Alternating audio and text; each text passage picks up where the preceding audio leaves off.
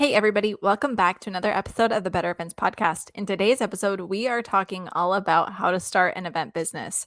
This is an awesome episode because we allude to this all the time, but it's great to have a dedicated topic where we can really dive into it today. We talk about logistics, like how to incorporate, how to define your business, lessons that we've learned. We could talk for ages about that, how to fund your business, any crucial steps that we believe have set us up for success. So we invite you to learn from our experience and take a listen to this episode. So here we go. Welcome to the Better Events Podcast. Join two event strategists, Logan Clements and Mary Davidson, who believe we can all create, host, and attend better events. In this podcast, you will learn about event strategy and actions that you can use today as an event host, planner, or manager. Hear directly from the people who are creating innovative and inspiring events today and tomorrow, and grow your business along the way. Now, let's get started, and thanks for listening to the Better Events Podcast.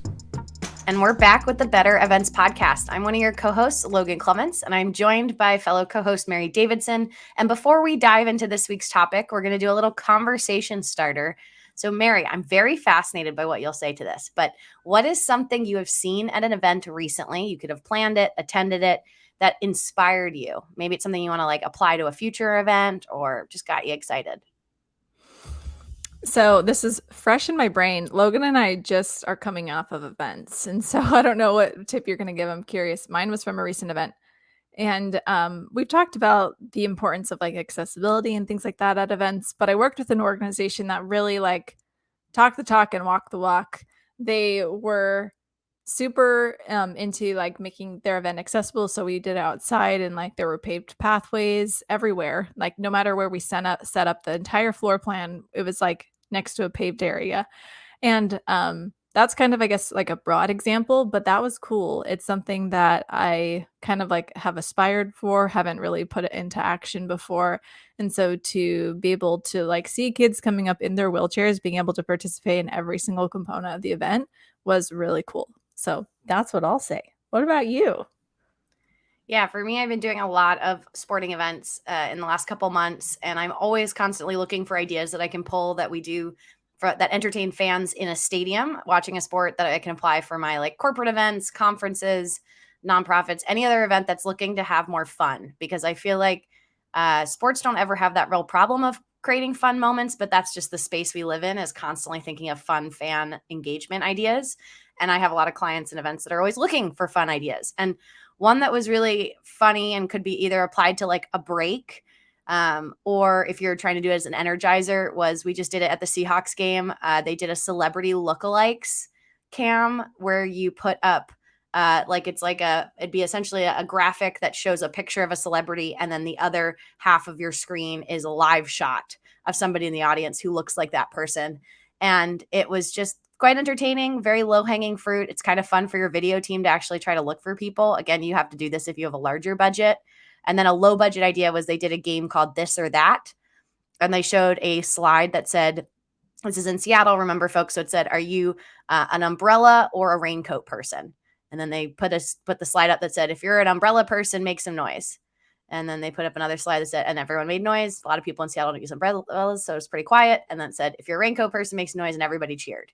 And they did coffee or pumpkin spice. So just something that's a little different that can interact your audience. I know. And that's what it could be. It could be controversial. It could be on theme. This was themed to the people that were in the stands, the location we were in of Seattle.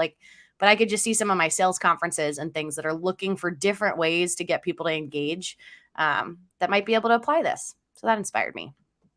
I love it. Yes. Sporting events are definitely good examples of fun, which I think a lot of events become very dry. So they're good events to look towards. Yeah. Well, we are excited for our topic today, of course. We both, as you know, we are event business owners, and we want to lay out our paths and advice. And so that's what brought us to our topic today. So if you're curious about how we got started, or if you're interested in starting your own business, this is going to be a really great episode for you. And so we'll just, as we do, jump right into it. Logan, I'm going to ask you a question, and we'll kind of go back and forth. We'll have a great conversation. We have lots to share today. This is kind of like an emotional conversation. Get ready for it. I'll speak for myself. So Logan, how do you define your event planning business? Yeah, I think I wanted us to talk about this at the start of the episode because I think it can look a lot of different ways. But the lens that I feel like both you and I are coming at it from is an event business is someone who, if you have opened an LLC, an S corp, a C corp, if you're sitting here being like, I don't know what any of those mean, it means you've actually started a legal entity. And this is something you can do as a sole proprietor, a single person, you as a creative, an event professional, any aspect of the event industry, you can start this. And then the different layers, the LLC, the S corp, the C corp, that all just adds different layers of legal protections for you. But like, you are legally starting a business. You usually have to pay the state you're in a small fee to start that business. But it's surprisingly easy. When I actually started to go through the process to just start it. Running it's a whole nother story, but starting the business was surprisingly quick and easy. Mary, how would you define an event business, an event planning, or just event industry business? Yeah, similarly, if we're going like to the nitty gritty of like how to form the business, my brain went the same place yours did. And just so you know, listeners, as we're talking today, I'm referencing this purple book that I have that I started when I started my business. And I can't remember if someone told me to do this or what inspired me, but it was supposed to be like a business journal. So I could, or maybe like a diary type thing. So I could write down things that I learned along the way. And I will say, it's not very filled out. So, but one thing I did fill out, the first thing I wrote down was what type of business should you start? And it was like 2 pages of thoughts. And I'm not like going to read it to you word for word because basically it's the same thing that Logan said. But what I was saying in this journal was to consult your local government. For example, the state of Washington Small Business Association has a checklist to follow, and it's super foolproof, like Logan was saying. And so it's easy to figure out what kind you should start. And also, well, in the future, it would be beneficial to talk to like an accountant and figure out if you need to change based on the revenue that you make over time. But there's also like Instagram, like consultants that do like that talk you through this. There's like courses like that. It's really interesting, but I have an LLC. Not to be confused with the sole proprietorship. I have a single member LLC because it's just me. And so that's been kind of a learning process, but that's how I would like vaguely define it, as well as for mine, it's an LLC. Yeah. And you might be listening to this if you're, again, like Mary said, if you're thinking about starting a business, maybe you're just curious, looking under the hood of how, Mary and I for each started our businesses. But there are people you will find in the industry that you might be like, they're probably a business. I would think they're a business. And then you might look under the hood and realize that they're actually just kind of operating as a contractor, like as a person. Someone you would hire for an event or even a photographer or something like that. And again, Mary and I, caveat, are not lawyers or, have any kind of law degree. But I just know from personal experience, as I've grown and wanted to take on more events, this has become something that's really important to make sure that you have, is having some form of a business entity. It really helps you, especially if you're trying to work with clients all across the states, not just in the state that you live in, and internationally as well. I know there's certain states that have pretty strict labor laws. So yeah. And there's another point on that too, is when you incorporate like that, it's important because it protects your personal assets. So that's like one of the biggest perks to doing it that way, is if you get sued, your business gets sued, not you as a person. So that's nice. Just good to think about. We like those perks. So Mary, how can you talk to our listeners? Tell us, how did you start your business?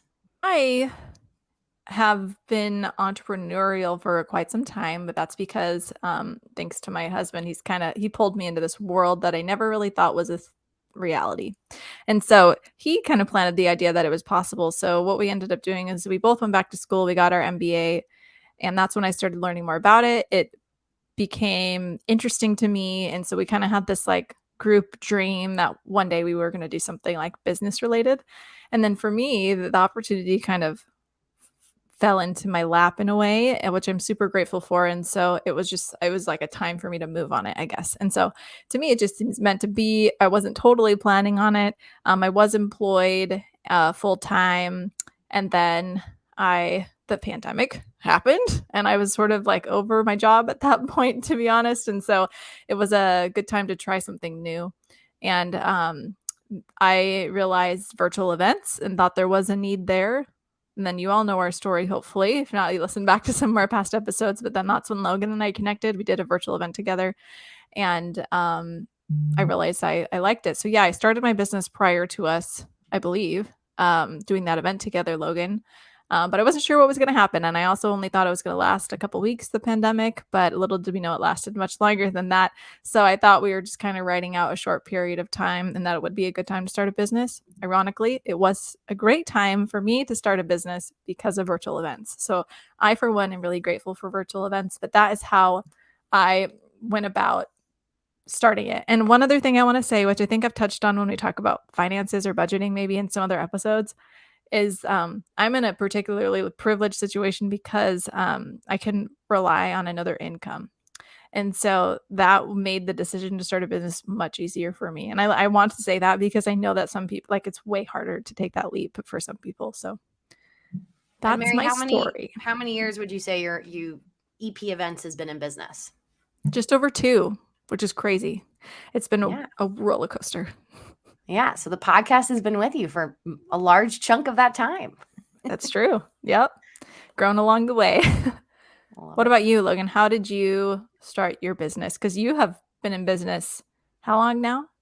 About to celebrate 6 years. This is actually Crazy. this month is the 6th month of Whoop, or whoop. we're coming up on it.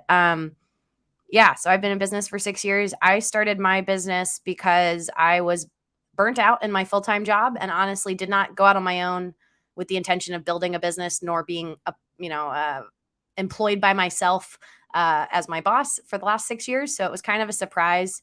But I did it because I was kind of needing to take a step back and figure out what I really loved. I was at a crossroads between doing more digital marketing and doing events. I was at an agency that did both. And so I thought by working for myself, I could kind of take that time and that space to start figuring out exactly what projects got me excited. I also had my eye on the Olympics and big events that happen every couple years or annually and really staff up around that event. And so I figured working full time for someone, it would be hard to take that time off. And so I started my business when I realized that I could go out and do freelance for some of my current company I was working with, as well as a couple other clients. So I knew my bills were going to be paid. And that was that was for me what made me make the jump, was because I kind of ran the numbers. And as you know, Mary, I think one of our next questions is talking about funding our business, but it was just me at the time. I definitely had the privilege of having a family support system that could probably bail me out if I really fell on my butt. But I also knew that if I had certain clients and things lined up, that I'd have at least my rent paid for, basic groceries, certain things that I could rely on at least for the first couple months while I got started. And that was really when people ask what made you jump, it was kind of the interest was there, and then making sure that the numbers made sense. Yeah, definitely. And when talking about numbers, I've learned a lot from you, especially about we've talked a lot about Profit First, which is a book, and that method on how to pay yourself. And so thinking through like the finances and how to fund our businesses. The great thing about events, and somebody, if you're listening to this, you might disagree with me, but I believe how Logan and I set it up. The great thing is that there's very little overhead.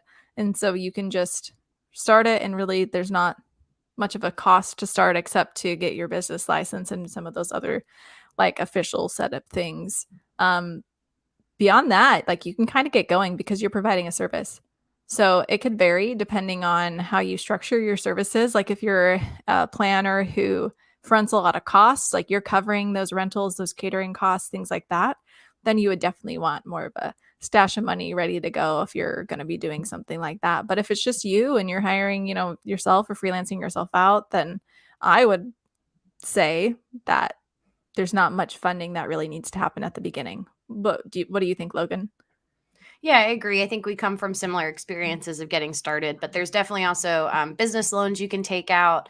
I know for my first year or couple years, honestly, when I was getting started, I also relied on some zero interest or low interest credit cards to help me float some of those costs. Again, it is often fear, I feel like, is one of the themes I hear when I talk to people who want to start a business but are afraid or scared, or there's just a big fear factor, I think, is better than afraid or scared, really.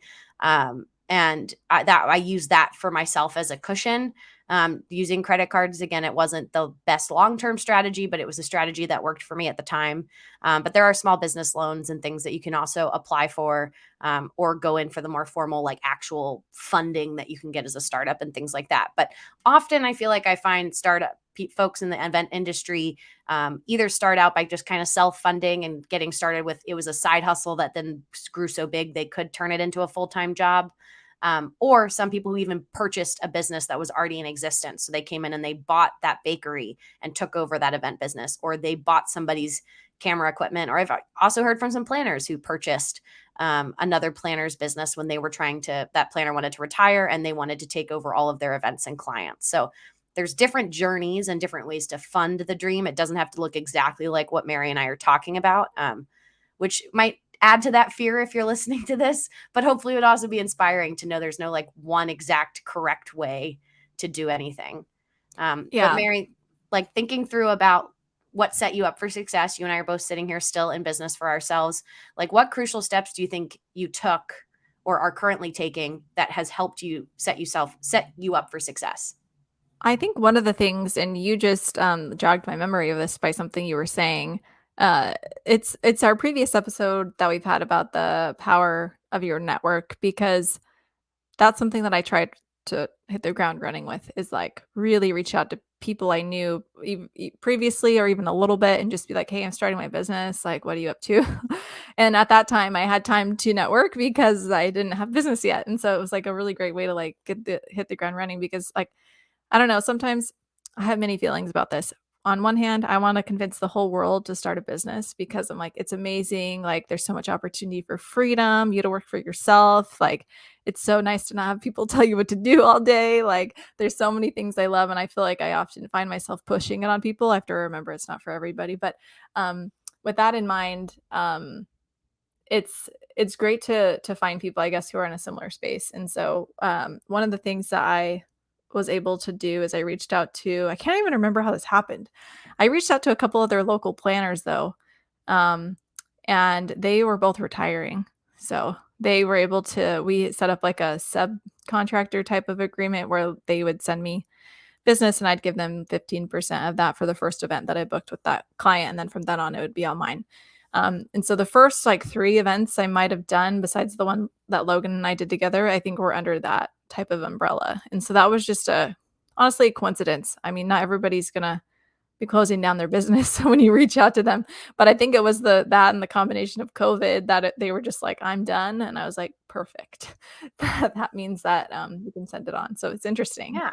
I mean, that's a great opportunity and a great example of a way you can build, I think, like crucial steps that, like, I think the networking piece is amazing, and our episode on it is really worth the listen.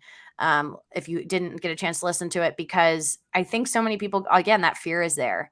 And you're like, that's hard. I don't want to network, putting yourself out there is hard, but I think it can look different and pay off in many different ways, because that is so crucial when you're a new business owner. I remember feeling so uncomfortable having to get my like elevator pitch down, which I just recently learned we shouldn't be calling it elevator pitches because no one's talking to each other in the elevator anyway. But the quick answer to, oh, what do you do or who do you work for?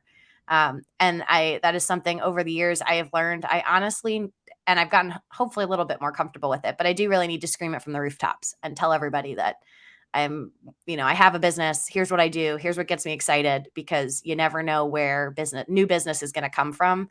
It could come from a really close friend or colleague or contact, and it could come from a friend of a friend of a contact of a contact. Like, yeah, there's no rhyme or reason sometimes why some folks have found you, apart from the fact that you stay top of mind, doing a podcast like this, posting on social media. I do YouTube videos, like getting yourself to events and handing out business cards. It can look different for you, but just doing something versus, I think when I first started, I definitely was hoping it would just kind of more organically flow. And I realized I needed to really be a little bit more vocal about what I was doing. I think that's important, is to take action. Like, if nothing else that you remember from this episode, like put in the effort and take the action, because I do think that a lot of us thought the same way. Maybe Logan, when we started our business, that business would maybe just come, but you have to do something about it. And that's the fact. And so it hurts my heart when I see like friends or colleagues and they have the business and they're like, it's not going very well. And my like rude reaction is, well, what are you doing? Like, what are you doing about it?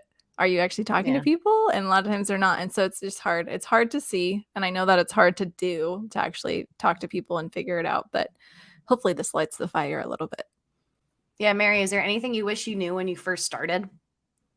When you first started your business? So much. I mean, everything. I one thing that I people told me that took me a while to learn, I will say, is the idea of be picky with who your clients are, figure out exactly what kind of events you want to do, learn how to say no, like those types of things. And I was like, I believe you, and I think that that will happen. But right now I'm in the hustle and I just want to do whatever comes. And I don't regret that at all. I think that was a really good way to meet a lot of people quickly by just like taking stuff. Um, but I'm finally at the point where I'm like, okay, I actually understand what these people were talking about. And I think this time has finally come. And it sucks. And so I wish I had like implemented it a little bit sooner, if that makes sense. I was waiting for this like massive time to come when it was so busy. And thankfully, gratefully, so gratefully that's come, but I wish I had like heeded that a little sooner. Does that make sense? Like known maybe like the warning signs, if you will, of when that's starting to happen so that you can take a step back and be like, okay, what's like my real game plan here? How am I going to grow my business? Is this the way I want to grow it? And then what am I going to do about it? And so now I'm having that the realization and those thoughts. So ask me again in a year and I'll tell you where I am. But that's something looking back on that I wish I had taken probably a little bit more seriously. I hear that. I think that's very true. But also, we said on entrepreneurship, owning your own business, we can all be different personalities. We can all look and act and think differently. But I feel like that is one trait that sometimes as a business owner, you just have to learn some things for yourself because Yeah. I feel like for me, things I wish I learned when I first started was taking everybody's advice with a grain of salt and trying to first understand where that person is coming from before I truly really buy into that advice. Because when I first started, I felt like everyone I knew, everyone and their mom and their sister and their colleague wanted to tell me advice about running my own business. And I realized that not all of it's helpful. I mean, all of it comes with the intention of probably trying to be helpful, but maybe not applicable to me. And then also like that, like Mary, I talked to a lot of planners, talked to a lot of other people doing what I was doing. And I got varying degrees of positivity based on where they were in their career and how excited they were still about what they were doing. So if I'd listened to the people who are really burnt out and just telling horror stories, probably wouldn't have helped me start my business. Granted, if I also talked to all the people who really loved it, we'd be going in with all this like gung-ho energy, but maybe in the wrong thing. So you kind of have to balance it out. But just being careful about who you accept business advice from, but then also having a core group of folks you can go to for reliable advice. So Mary talks about, her partner being a great supporter just in helping her make the leap into going and working for herself. For me, it was my dad works for himself. He did it. He went on his own in 2008 during the financial crisis. And that to me just showed me he was really happy on his own working for himself and showing that you can create your own schedule. And I got to kind of witness through him some of those freedoms that I realized when I was in my job. I was like, I think I would like doing what he's doing. So maybe you already have someone like that in your life if you're thinking about starting a business. And if you don't already, do like Mary said, and like go back to our networking episode, or just don't be afraid to reach out. You can reach out to Mary or I. We're always happy to kind of be a person to either connect you with someone else. But those like connections are so important. And I feel like when I started, everyone made it seem like I had to already have those connections, which I don't agree with really anymore. It's now that like, yes, you have to actively be building connections, but you don't actually have to come into this world already connected to be successful in business. You can make those for yourself. I love that because think of like how many businesses are out in the world. Like think about your city that you live in and how many businesses there are. There are so many. So who says that you can't start one? Now, how many of them last? I think there's like stats out there about new businesses only last so long or whatever. But who says you can't do it? Like we say that you can. So yeah, like Logan said, reach out because we love getting emails with folks talking to us about their journey. So always. I mean, and to your point, Mary, there's a lot. But my rationale, if you're someone who's on the fence about should you start your own business or shouldn't you, is I always like to think about like, what could I have learned from this scenario? So if you're working full time and you go out and work for yourself, it's usually that fear of like, what will happen if I fail or if I don't do well, fear of failure. Like that's so important. But like, just, I think one of the things that also helped me is I always told myself corporate America, corporate world would take me back one day. And that if anything, by going out on my own, I would at least learn something, whether I learned it and loved it and I'm still doing it as I am right now, or I tried it, learned I didn't like XYZ about it. And when I go back to interviews to try to go work for someone else for full time, I'd have those XYZ points top of mind so I could show them, hey, I had the initiative, I had the dream, I had the drive for this, I learned this. And actually now I think I want to go into that, and that I think some people get stuck on the fear, that failure part, and not realize that like any employer would love to hire somebody who had worked for themselves at some point and learned some valuable lessons that they could apply to your job. You're not missing out on anything in my head. So, but that's how I Yeah. always think about things. I like that a lot. That's a good perspective. And as you were kind of saying, there's so much out there to set you up for success when you're trying to maybe explore that path. And so there's lots of resources. And we've mentioned some already, but we wanted to kind of give you more resources for you listeners wanting to start your own event business where you can start looking at ideas or it can be a help along the way. And so I might have mentioned, I think I mentioned the SBA, the Small Business Association. That one's cool, and I haven't fully taken advantage of it, but it's in most cities. And I know one thing that they do is that you can rent their conference rooms for free, which is cool. And Fun then fact. they also, there's like usually an accountant or somebody there you can talk to for free, which is also great. They don't think they'll like do your taxes for you, but you can talk to them. So there's definitely resources out there. That's one that I'll say. Logan, what else? What other resources are there? Yeah, SBA.gov is a great resource, as Mary mentioned. They're nationwide, so they're everywhere. I don't know Mhm. where they have Right. physical offices, but they've got templates, webinars, everything from like the nitty gritty checklists of how to actually start your business. And then a branch of them is actually SCORE, SCORE. We'll link it in the show notes.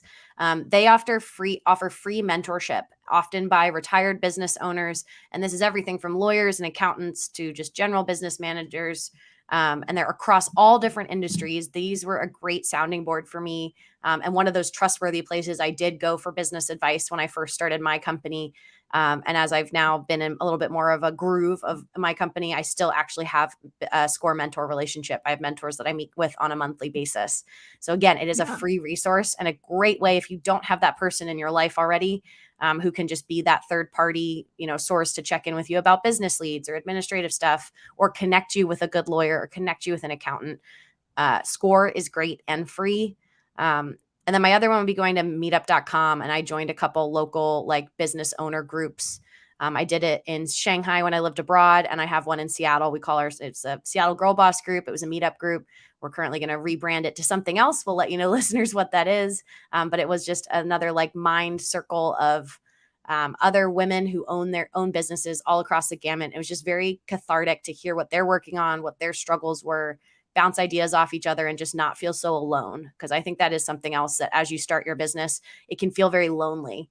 But no, there's a ton of people out there doing exactly what you're doing. And we all are finding times when when it's really hard, but then we're also all there to help pick each other up and celebrate when we're doing well. So those are two just in terms of like mentorship, I would highly recommend. Mary, what are your other like go-to resources for listeners? Yeah, just want to double down one more time on SCORE for an example, because I was hiring an intern and I talked to a mentor and they were lawyers. And so they talked to me about the legalities of hiring an intern. So just like it's amazing free advice. So I just wanted to plug it one more time.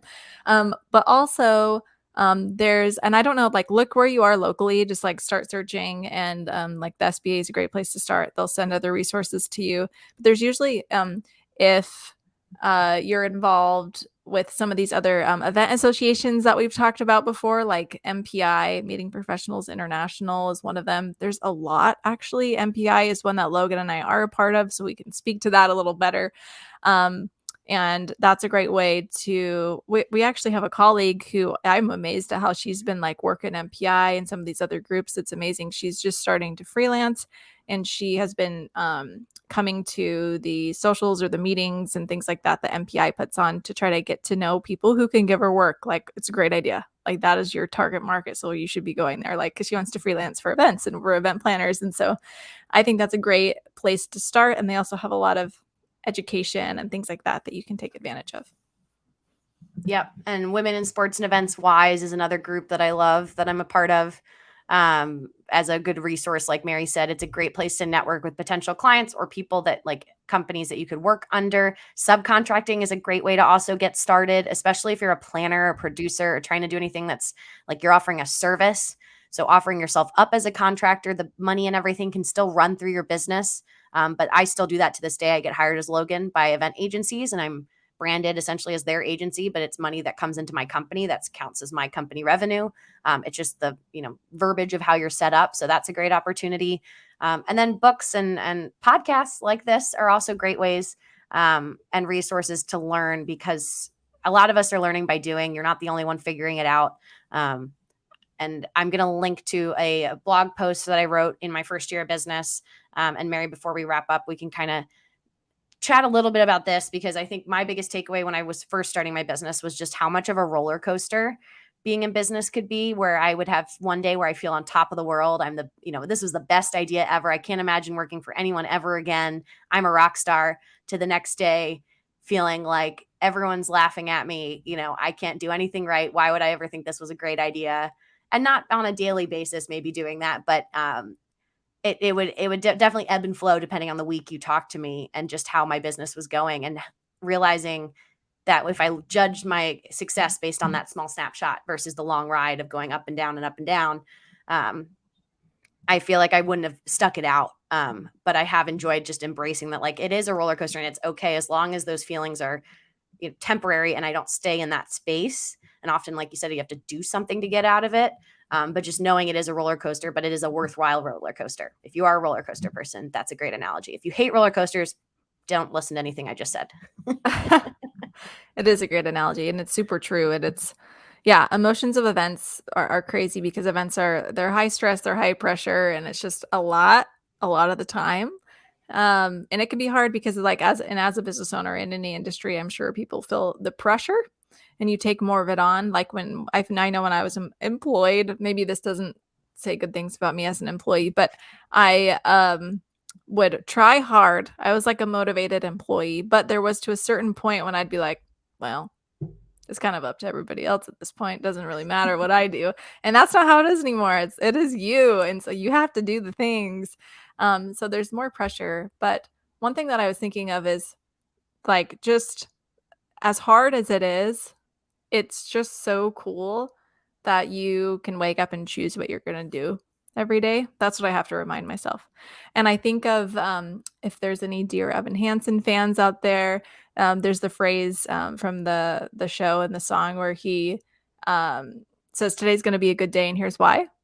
And I like to do that when I'm like having a bad day. I'm like, nope, it's going to be a good day and here's why. And half the time my answer is because I get to choose what I'm going to do next. And that's really powerful and super cool. And so I would leave it on a happy note. As hard as it can be, there is so much potential for owning a business. Yes. And I think if you're thinking about it, writing out kind of a time, like Mary's saying, it's really big part's taking action. So like we said at the top of the show, kind of figuring out what kind of business you want to open. My other piece of advice, which was one I got early on, was open a business bank account. Separate your finances as soon as you possibly can, because as your business grows and gets more complicated, it can be harder if you're just using your personal bank account for things. And a lot of that stuff, like Mary said, was really low cost. Again, you need to have internet access and some of those other things, but pretty low cost, especially from the event planning or producing side. And I just encourage you listeners, we'll link in the show notes as well, but we have a bunch of past episodes that I feel like also dovetail really nicely with this topic. So if you, again, are an aspiring event business owner, or if you're a student listening to this and you're thinking about starting a business sometime in the future, we've got episodes that, like our episode 10 of what event planner producer even does. That is one of our most popular episodes to this day, which I think is so funny. Another one about finding new clients, talking about managing your finances, event proposals, scope creep. You name it. If you see something we haven't talked about, feel free to shoot us a message on any of our social media channels or send us an email, because again, as Mary said, we could probably record this again in a year and our answers might be slightly different as we grow and evolve as business owners. But that is like the cool part.